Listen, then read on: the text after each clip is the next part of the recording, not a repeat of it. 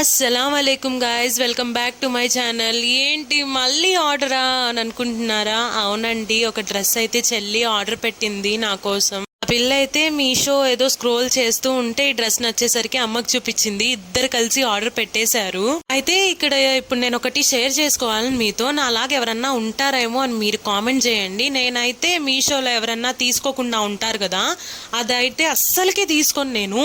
అంటే నేను ఎలా తీసుకుంటానంటే, ఎవరన్నా మనకన్నా ముందు ఎవరన్నా తీసుకొని వాళ్ళు రివ్యూ ఇస్తే 5 స్టార్ రేటింగ్ 4 స్టార్ రేటింగ్ అని ఉంటాయి కదా, అవి ఉంటేనే నేను తీసుకుంటాను, లేకపోతే నేను తీసుకోను అనమాట.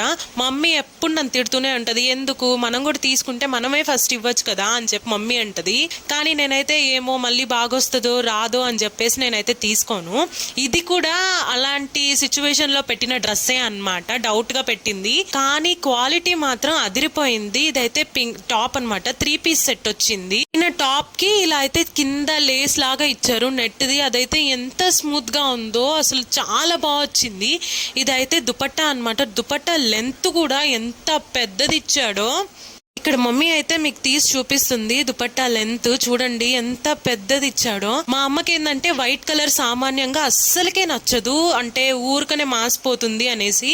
అయితే ప్యాంట్ అనమాట. మేమైతే ఏం డ్రెస్ పెట్టుకున్నా కానీ, నేనైనా చెల్లైనా మా సైజ్ కన్నా ఒక 2-3 సైజులు ఎక్కువదే పెట్టుకుంటాము, ఎందుకంటే ప్యాంట్ లూజ్ వస్తుందని.